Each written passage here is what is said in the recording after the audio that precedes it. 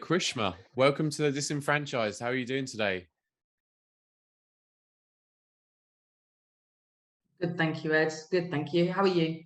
Yeah, doing well, thank you very much. Although, like I was just complaining, not enjoying the cold weather at the moment. So, other than that, all Yeah, good. completely in agreement with you, Ed. Absolutely dislike the cold weather. So I think I'm taking more advantage of working from home these days. Yeah, yeah, totally agree. And I had to finally buy a heater in my office because it was getting just too cold in October. Yeah. So, yeah, can understand it. Anyway, let's go into kind of your career then. Like I always do, it'd be good to find out your first job. My first job, so after completing 5 years of business and finance, I went into telecommunications as an administrator in the sales office. Okay. Very, very quickly at that point, I was asked to sort of move on to the purchasing side. So it was mobile phones, and we had international clients, we had national clients, very small company at that time, and spent a little bit of time there before sort of moving on to other things. Okay, cool. So what was your kind of day-to-day tasks then in that first job, and was it what you wanted to do when you was younger, or is it just sort of something you fell into? Yeah, you know what? It was so different back then. I guess you just took the job that was offered to you at that time. You went for interviews. It's like, yeah, I can do this, and it was administration. Always tends to be administration initially, Yeah. and just embraced the job. Got to deal face to face or over the phone with customers. Had a really nice team. It was just doing all the sort of sales admin, I guess, for the sales team, and then doing a bit of credit control as well. Okay. So I think for me, I have automatically already, right from the first job, fell into diversity. So it was never, this is your one job answering the telephones. It was a mix of lots of different things. And that's how it's been throughout my career. Yeah, people related though from the sounds of things. So, managing Yeah. helping the sales team, but also credit control. That's a tough role to do as well. But you got to have the right people skills to be able to do that, I guess. Yeah, absolutely. Yeah. Okay. So, where did your career kind of lead you from that point then? Where did you go towards? I did some office management work for hotel interiors based in Dubai, but that was sort of in the north. And then actually, I moved into marketing. I Okay. found because I continued into sales, and then just had this passion of, let me just take a marketing course. I studied in the evenings in central London, and I got my communication advertising marketing certification, which is one before the CIM, the CIM, Yeah. and that led me to working with the Marketing Communications Trade Association Okay. and working with creative agencies. So it was brilliant. So we got to sort of, I used to go to Saatchi and Saatchi, and some Wow. of the big sort of names then, meet with the creative directors, because I would potentially be promoting them to prospective clients. I would be the intermediary between them and that client. And so I got to work with Muller Dairy, I got to work with Peugeot, and just it was just a very exciting role, but it was a non-profit organization. Okay. And thereafter, I moved into FMCG, a wholesaler in the FMCG industry, and I was marketing manager for about 3 years. So I got to again work with some of the biggest brands, because our suppliers were, from soft drinks, from licensing, from tobacco, from snacking, confectionery, toiletries, you name it, the biggest names.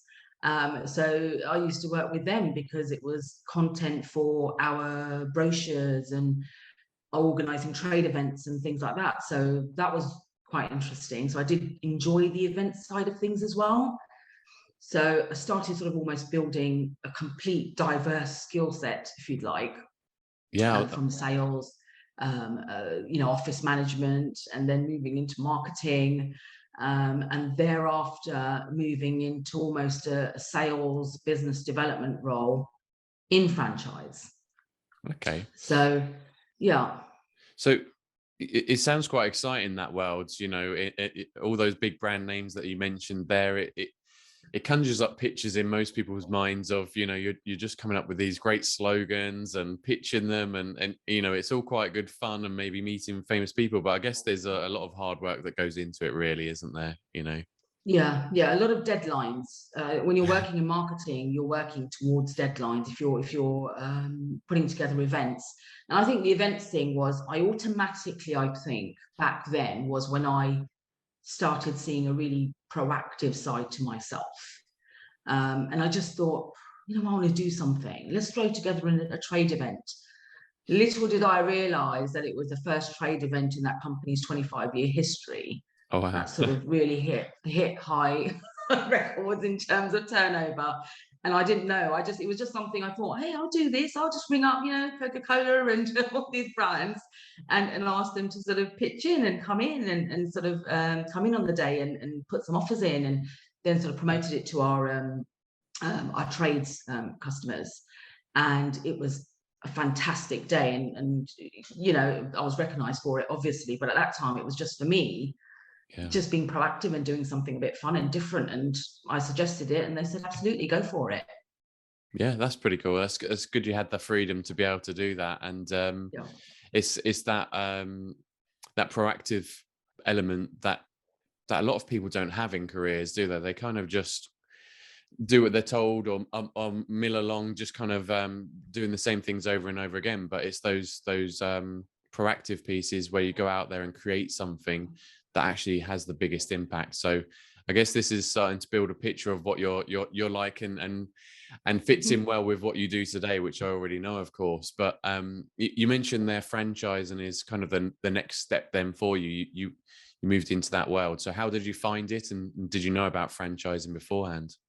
I didn't have a clue. I knew people that had bought into a franchise, Pitman Training, and at that point I just needed a part-time job because I just had my first child, and I stepped into the business knowing that I was going to be moving to Milton Keynes, which was where the second area was.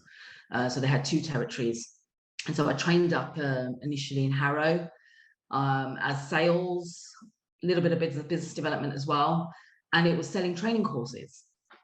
Okay. So it was selling training, it was selling it's basically creating an opportunity for people who want to move into a new career, who maybe are looking to go back to work and they need to upskill themselves. And I actually really enjoyed it. And at that point, the franchisee, I had no idea, what a franchisee is, what is the world of franchising. At that point, though, the franchisees were dabbling in lots of different things, and they decided to sell up. And it was a good opportunity then, because I was moving back from Milton Keynes back to Northwest London. But because that brand had always stuck in my head, I enjoyed what I was doing, I decided to just very proactively pick up the phone and ring all these other centres, Pitman Training Centres. And I landed a job as a very, very last minute interview stage, apparently. I rang them and said, we are looking for a manager, actually. And I ended up here pretty much running Watford. Okay. And that's really, I think, where I really discovered, the sort of started laying the foundations of being able to run a business. Yeah. And to successfully build an infrastructure and processes and systems. And, I was more in control at that point. I guess this for you then, that's more the kind of administrative side, because you kind of experienced and built up that experience within sales and marketing and some of those other areas as well, events. Yeah. But that's kind of like almost the final piece of the puzzle, wasn't it, really, that administrative side to then being able to fully manage that. And I guess it's quite an interesting concept, isn't it, Pitman's, in terms of, it's not training necessarily for or education for younger people. It is training courses that cover absolutely everything from digital marketing through to, softer skills as well, maybe. So. Absolutely. And back then we didn't have, the accounting, we didn't have the digital marketing, we didn't have the IT courses. It was really different. It was very much focused on admin, secretarial, your PAs, which is what it's known for initially, was your secretarial courses, and it sort of came a long way there. So yeah, absolutely. My skills at that point, sales, business development, marketing, and then adding accounting to it and everything else to run a business, HR, recruiting people, and then managing a team. I just learned so much just within that one business. Yeah, sure. So where did you get to within Pitman then? Did you stay with the Watford branch, or did you kind of move into the franchisor? No, that got sold. Because one of the partners came away and it got sold, and I was offered the opportunity to go into partnership with the current franchisee. He said, it's worth, if you want to stay on and buy into the business, absolutely, we'll continue. And at that point I declined. I then moved to, so I'd worked in Harrow initially, that got sold as part of Milton Keynes as well, moved to Watford, and then actually, funnily enough, straight after, Pitman Training Group called me and said, somebody's looking for a manager in Harrow. Do you want to? And I said, really? so I was then managing director of Harrow, and okay. that's really where it all began. I've got to be honest. That was, so move from centre to centre. That was where the achievement started kicking in. What was really possible. What I'd learned. How I could, now I knew what I was doing at that point, and how to make that business successful.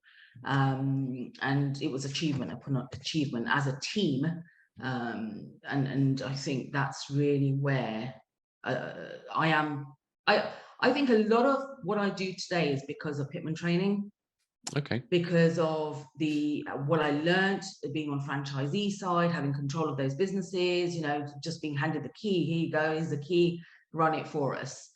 And then also really bringing my sales, marketing, management, all of that, honing all of that into that one business, but then also seeing how quickly we were right at the top of the network. I started discovering the potential that I had of managing a business and of business development, and I became really passionate about the business development side. So what was the toughest thing about setting up that branch, that Harrow branch? Because I think you need the right people sometimes in the business. You need people who understand it. Of course, you're going to need the finances. So I had that in terms of support from the franchisee. But it's then knowing that you can't just sit there and expect leads to come through. You have to be proactive. You've got to go out there and source business. You've got to then manage those relationships with your clients, your students. You've got to then really embrace marketing. And at that point, we do have social media. We did have Facebook, and we did embrace it. But I think for me, by then, I'd had a reputation in the business. So I used to get people coming to Harrow from Saudi Arabia. So we had a client from Saudi Arabia, and they used to send people every so often for our diploma training, and then had links with the local councils.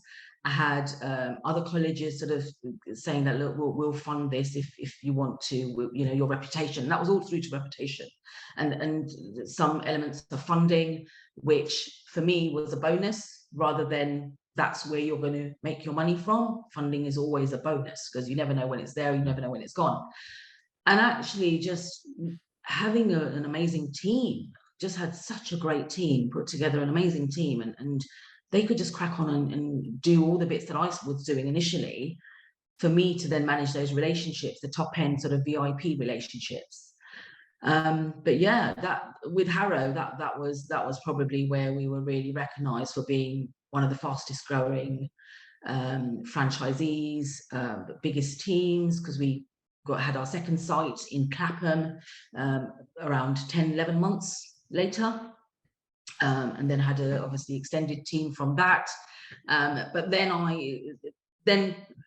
for me, sort of been there, done that now, 6-7 years of it, and I just wanted a bit of a change, so I did move away from it. Yeah. Okay. And where did you go to after that then? Because I mean, that sounds like quite an experience and quite a challenge, I think, in the first instance. So yeah, how do you kind of step up from there? How do you go on to the next challenge for yourself? With great difficulty. I mean, I'm lucky. I had people in franchise who were specialist recruiters and put me in touch with a care company. So I did go and then start working on franchisor side, and started with Promedica 24, which was a living care provider, a Polish-based company, but they had started a UK presence. And I was responsible initially for supporting the franchisees, and then very quickly started recruiting. So I then became the recruitment person for national presence and expanding nationally. And I really enjoyed that. I just didn't think, with me, I go into these things never expecting anything, but I start finally discovering myself and my abilities, and I start surprising myself that actually I never thought I'd be good at recruitment. But having the experience almost on franchisee side, not as your typical franchisee, but running those businesses, and working with a franchisor like Pittman Training at that time, I guess I had some sort of value for them, was that I understood it from both elements. I understood it from franchisee perspective, but now I was learning the other side of the business. I was able to, because I had the business development and marketing side and selling, I was able to guide the franchisees on how to grow their business. At the same time, I started learning very quickly about recruiting the right type of franchisee into the business and embedding the right type of culture as well, so that the relationships were managed well. And that was a really interesting journey, and just being part of the care sector is rewarding in itself. Yeah, I can see that. I can understand. And you're right about that franchise. Recruitment for franchisees, finding the right people is essential. I think it's especially when a brand's really small, right? It's Yeah. almost make or break for them, I would say. But what do you think needs to be the setup for a business to be able to start building out their franchise? Because obviously you're starting at this point in your career to experience that. So Yeah, look, you've got to be, not everybody's cut out to be a franchisor. You've got to be a people person. You've got to be able to train others on what you know. You've got to have a successful business. You then have to have ambition. I think there are so many people who think the easiest way to make money is to get somebody else to take your brand and to grow it. But what they don't realize is the whole infrastructure you need to set up to then support that growth. And that's what I was finding is that people just thought, no, you know what, I need money, I'm just going to franchise so somebody else can grow my brand. I'll make money from the franchise fee. And that's not at all how it works, as we know. But yeah, I think that they are the core things that you've got to have great people skills, because if you don't, you're never going to have a great relationship with your franchisees. And you've got to have a business that you can duplicate it across the rest of the country, potentially internationally as well. And that normally comes from seeing demand from other areas of the country. These days, I speak to so many franchisors or they're at the early stages of franchising, and say, we get so many people asking us about our brand, and is it a franchise, and that's like, well, that's great, because that shows that people are interested in taking your business to another area. Cool. So with Promedica then, Promedica 24, sorry, 24/7. What sort of people were you looking for? What kind of skill sets did they need to have? What kind of mindset do they need to have to be, in your mind, the right franchisee or a successful franchisee? Yeah, and I think when you're working in the care sector, it's the passion to help others, the passion to help the vulnerable, the elderly. that's what you first and foremost see, is what is their reasoning. And a lot of these people come from experiences in caring for the elderly, their own family members, brothers, sisters, parents. And that's a lot of what we were seeing was, hey, they've had this experience and their mum or dad never got the care that they should have received, because it was very much care homes back then, whereas now it's home care. Keep the person in the home. Yeah. Let them, that freedom that comes with that, of having regular visitors for, your grandchildren, your children. And rather than taking them away from the place that they know and love probably for decades, and then moving them in when they're so vulnerable into somewhere like a care home. So now it's very much home care. And of course, we know in franchising, the care industry is booming. It's thriving. There's always new care companies, that are launching into franchising. And I think it's a very, very rewarding sector. Yeah, it's interesting, isn't it? And it's the mindset that I always kind of wonder about for franchisees. What is the ideal mindset? Obviously, in care sector, it's passion, but I think they've got to have something else as well, because in a way they could go and work in a care home, right, or something like this, or set up a small business themselves. So. And typically in care, you're not going to be recruiting somebody who's going to provide the care. There are two sides to it. There's the business side, and that's your franchisee.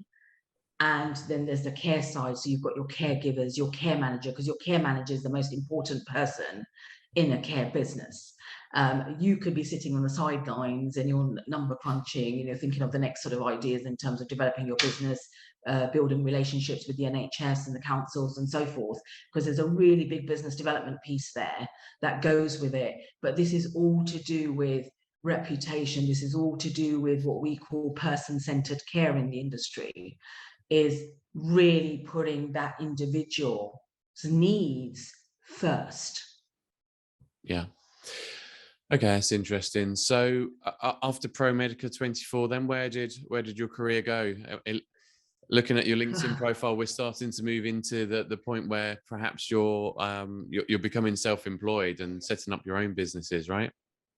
Yeah, I mean, I did, for me, I did have, I'd sort of initially dabbled in having my own business back in the day.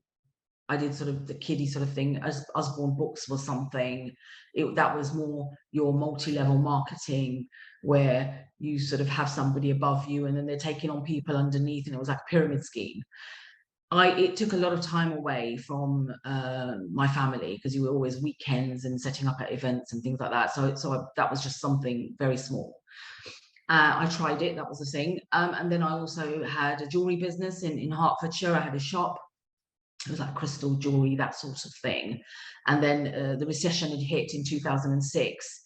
And then I also was pregnant with my first child, so I came away from that. So that was very short-lived. And you do learn from those things. I think it's really great to have that level of experience and to learn from any mistakes you've made back then. But for me, I moved into tech for a very short period of time as somebody in franchise, who understood relationship management, who understood how to bring on new partners and to lay a foundation. So I worked in tech for a company called Laundrap, who are a phenomenal startup that have done amazingly well. It's like the Uber of laundry. Okay. And you can sort of get your laundry picked up and then taken away, serviced, and brought back to you. So I was sort of the national partner manager, managing about 40 partners nationally. So I was on the road a lot. But because now my experience was sales, business development, relationship management, marketing, franchise, all of that came into that business. So that was about 6 months. But I think I got to the point where I was extremely frustrated, because I could see that there was a real need for education around, number one, starting and franchising. Number two, recruiting the right franchisees, managing those relationships well. And then also the business development piece as well. And I was I just didn't want to go I didn't want to be employed again. So what do I do with my skills now where I can help people understand how to be successful in franchising? And I remember speaking with the BFA, I spoke to some other key people in the industry, sat down with them, and they all advised me and they said, you know, Krishma, what you're saying is absolutely right. There needs to be an element of mentoring in this game because it's not there. Yeah. And so I set up Franchise Futures January 2018 because that advice was really helpful. I didn't go in with the view of being a traditional franchise consultant. What I had heard was exactly what I thought was there's no mentoring here, there's no mentoring piece. But also the business development element comes in, the support. I know how to support, I know how to train franchisees. I know how to recruit the right franchisees into the business. I was very successful at doing that. But I also had the strength of managing those relationships as well. From somebody that was almost kind of in the middle, although I was representing the franchisor, I could understand both sides. So all of those skills now, with when I was at the BFA offices, somebody actually said to me, why don't you become a consultant? Now, when you introduce yourself into the industry as a consultant, people think, oh, not another consultant. Little do they know that I'm just not your regular franchise consultant. I'm a mentor. I'm somebody who understands, you know, how to market a business, how to sell to your clients, to your customers, how to then recruit the strong people in the business, but also then to mentor franchisors on setting up infrastructures, processes, systems. It was all of that. It was a much bigger piece here. Yeah, and I guess that's where your career ties into that really nicely, right? Each step of the way, each move you made in your career added something else to the kind of puzzle, really, I guess, which was quite interesting. And then I wondered if, so you obviously you wanted to do something else with your skills, and that's why you set up Franchise Futures. I'm wondering, did being part of the franchising industry give you kind of inspiration or motivation to become self-employed? What, you know, what led you to being self-employed exactly? It was on the cards for some time, but I didn't know whether I wanted to become a business development consultant or a franchise consultant. And it was, do I go into business development and not stay in franchise? What should I do? But I think so I was initially thinking business development, held off, pursued in franchising, and then it was very apparent at that point, with the level of experience I had, is no, I need to do something here, because there's a real problem in this industry where people just, you know, and also this is for both sides. This is not just supporting franchisors. This was helping franchisees understand what they were buying into, and understanding, you know, what elements of a franchise agreement they should read, what it meant to buy into a franchise brand, their responsibilities. So for me, when I sort of experienced people buying into franchises that weren't right for them, or they'd given up everything and it didn't work out, I wanted to sort of also support the franchisees as well. So it was very apparent at that stage that I need to do this. Somebody needs to do this. Somebody needs to start speaking out. And it's how the business came about. Yeah, that's good. And it's interesting you're helping out the franchisees as well. So at what stage are you helping them? Is it from the point where they're thinking about buying a franchise, or once they have bought the franchise and then are moving through the steps? I get prospective franchisees contacting me because they want to, you know, either look at buying into a franchise. They're sort of saying, look, looking at a franchise, can you help? What advice can you give me? So I will then advise them and say, look, this is what you need to look at. And that's going from your finances to what they're passionate about, how much time they're going to be spending in the business. Is it a owner operated one? Is it a management franchise? Is it investment opportunity? and then showing them the potential of what's available in the industry, because people think, oh, franchise is just food and beverage. Little do they know, you know, you can walk dogs, you can set up cat hotels, you can it's hairdressers, it's so many different things, not just food and beverage. So there's that element. And then I get franchisees contacting me who have issues and need to speak to the right person, whether it's myself or typically it tends to be a lawyer. I put them forward to a franchise lawyer, and they want to come out of an agreement. So I could automatically see there were problems and where these, you know, so it's all kind of, everything I do, everything doesn't come from reading books. It really doesn't. It just comes from proper experience. Yeah. And you won't find me reading franchise books. It's just, I use everything I've learnt day in, day out, all the conversations I've had, all the businesses I've sat in, all the clients I've worked with.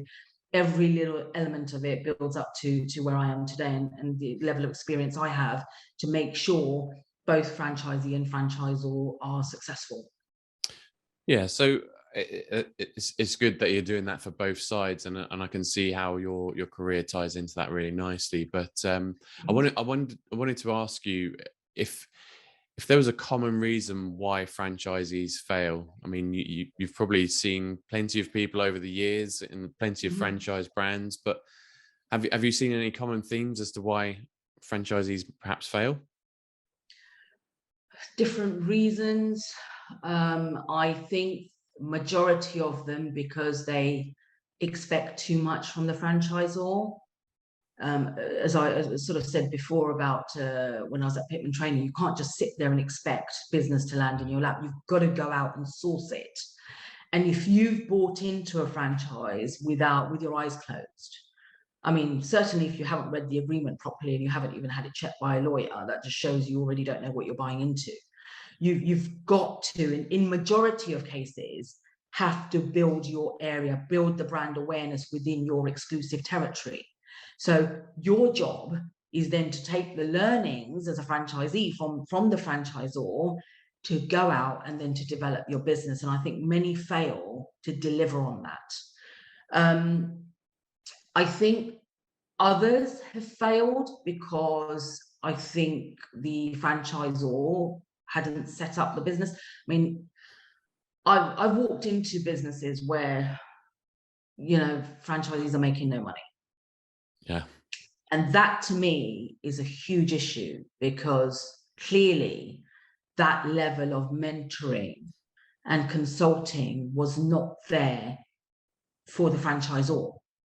Is you know, when you're setting up a franchise, and that goes right back to when you're developing this franchise, if you've gone through a franchise consultant, it should then be apparent whether this is a franchisable business or not. Are these people going to make money? But when you've then passed, you know, 10, 20, so many franchisees, and there's actually not a proper business model there, that's down to the advice that's not being given or not being taken. And that's a serious issue. So again, those franchisees are not successful, not because of themselves, but because of the franchisor. So it really can vary. Yeah, it can be quite damaging to the industry when that happens, of course. But also for those individuals who, you know, you've displayed that, you know, these are people you want to help as much as possible. Yeah. It's not fair on them, and perhaps they've done as much due diligence as they can before buying that franchise. But I guess unless you know the industry well, it's difficult to spot, okay, this is, you know, an issue. There's something wrong in this business. Do you have any advice on how to spot that within a business, like for a potential franchisee? Every franchisor should be monitoring sales. That's one thing. Whatever those sales are, however, you know, is the franchisee, are they making money? Are they meeting the KPIs? Because all of a sudden, if they're not, then that's already alarm bells. It's, well, hang on a second, there's a real problem here, because at this stage they should be at this level. And that's where your support system comes in. That's when your support people, whatever sector you're in, that's where they come in to make sure that that franchisee is successful. So there's got to be that ongoing observation of how well they're doing. And also, if you know, for me, you're going to be a wonderful franchisor. You know, you're going to be very successful if you identify these problems within the business very quickly and you do something about resolving them. Whether it's issues with franchisees, you know, every time a franchisee, if the franchisee actually has a complaint, they're not happy. If it seems to be a general consensus amongst the rest of the network, then hang on, there's a problem here, and that problem needs to be resolved. What is it? Let's put ourselves in their shoes and let's see what we need to do to strengthen the network, and then to stop recruitment for now, and then to start building once you've sort of you know, ironed out those issues. I think it's when you just let those issues bubble away, brush them aside, carry on recruiting, that is when you are going to have a major problem on your hands, just with a bigger network and definitely a lot more brand damage. So spot the problems very easily through your reporting, through your regular contact and communication with your franchisees, until they get to the point where they can happily just get on with it. They don't need any sort of micromanaging as such, but they certainly need the year or so to set up their foundation, to start bringing in the turnover, and then you can move on and start supporting more and more new franchisees. So that's my advice to them, is really hone down the areas that are problematic in the business and get those solved as soon as possible. Sure. And for people that are maybe looking to buy into a brand that isn't performing well, I guess it's trying to understand the figures and the numbers is probably the best way to spot whether or not this is a good brand or not for you to join. Yeah, absolutely. It's look, numbers is just one thing. The most important part is to sit down and have a cup of tea with an existing franchisee, or two or three even, and just to understand their role in the business, what their journey's been like with the franchisor, how's the relationship, what's the training like, what sort of support do you get? Because there's nothing like hearing it from the horse's mouth, you know, the person that's living or on that journey, the same journey you want to be on. It's better to understand it from their point of view, because the numbers are there, but you want to just make sure that that is exactly what you want to be doing, and the best person to tell you that are the franchise network that are already there. Yeah, very true. So moving up to most recently then, the franchising center, you're now part of that team. Yeah, what is it that they do, and how do you fit in?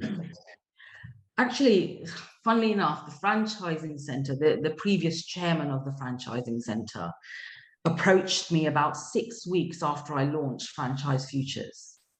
And I had this message saying, would you like to join our team? And at that point, I said, thank you so much, Brian, but I've just started this. I want to see where I go with it. I wanted to build my personal brand at the same time.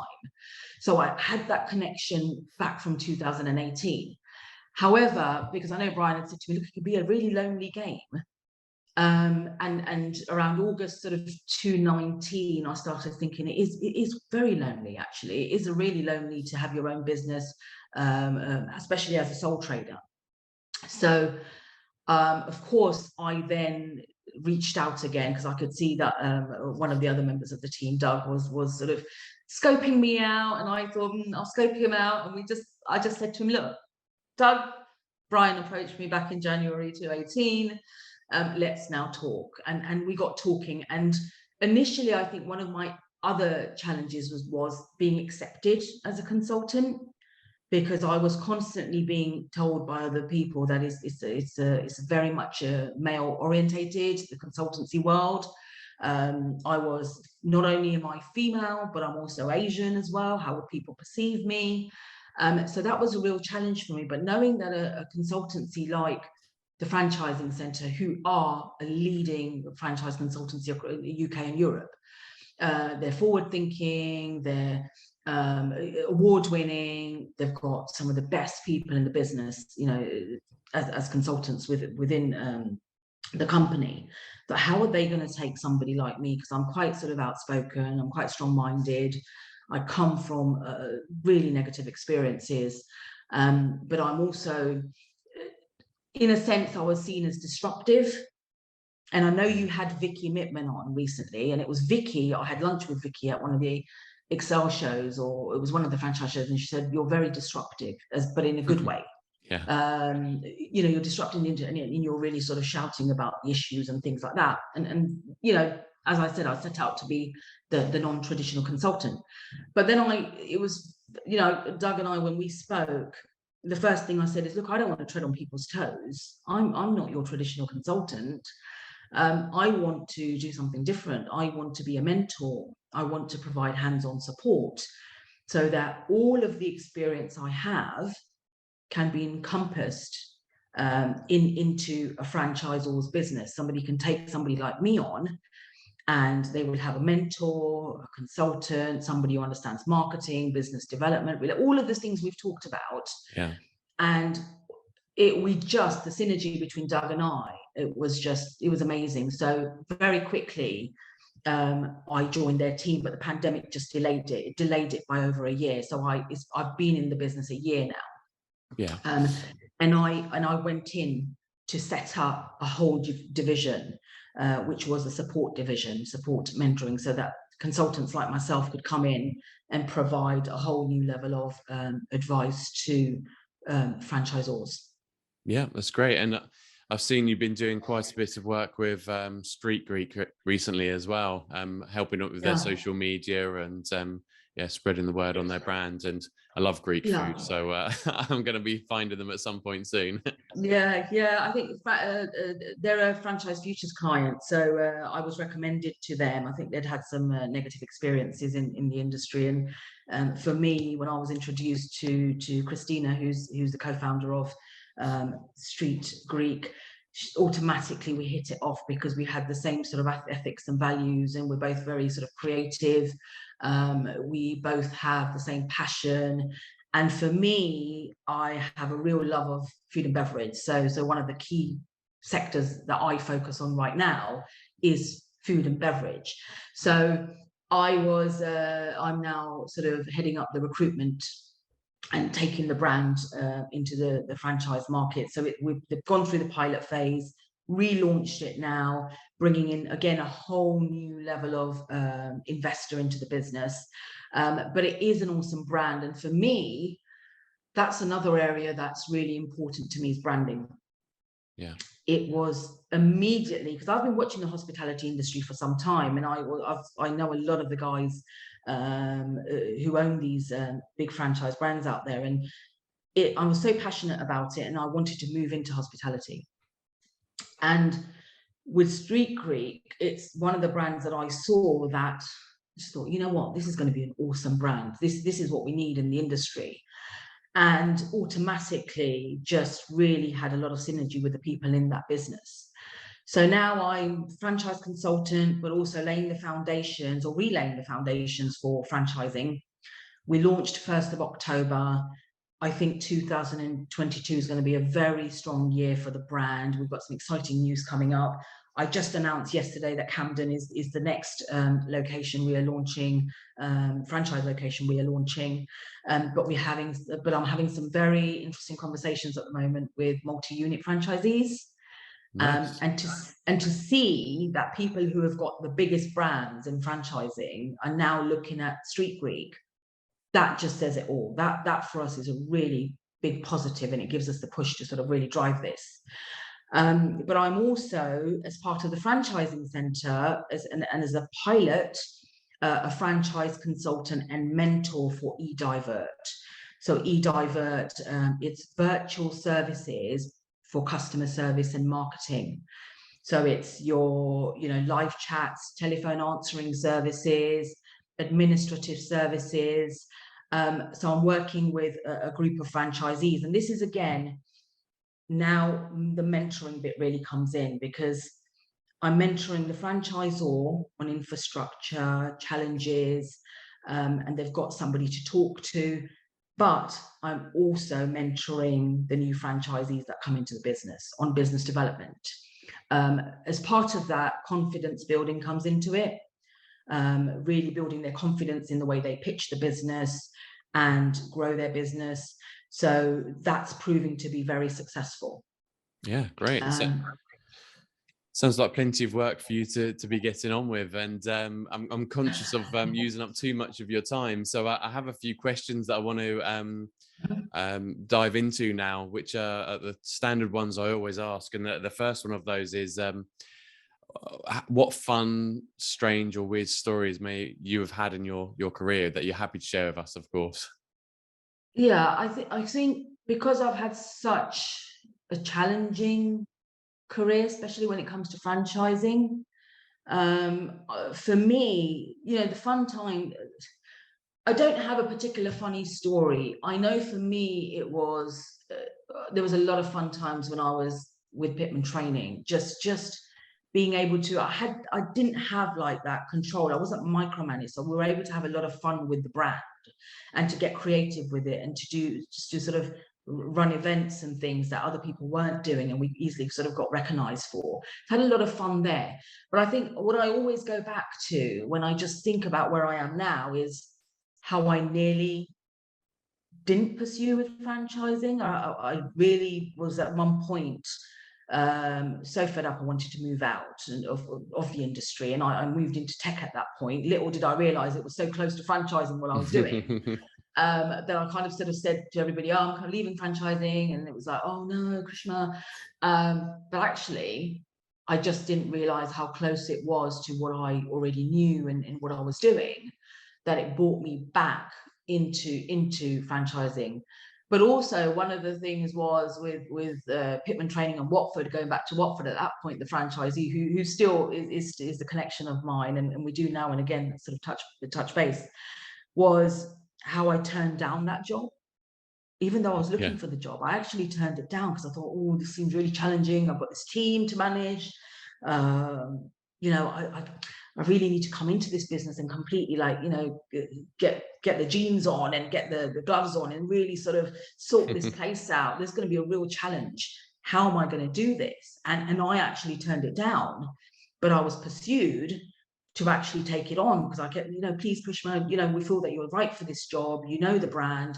Please, will you come back into the job? And now I think back and I think, oh my God, if I hadn't have walked back into that business, and literally the first few days, we were on our hands and knees. We were like the team. The team was so like they just embraced all the change, ripping things off walls and moving furniture and moving desks and really building the brand.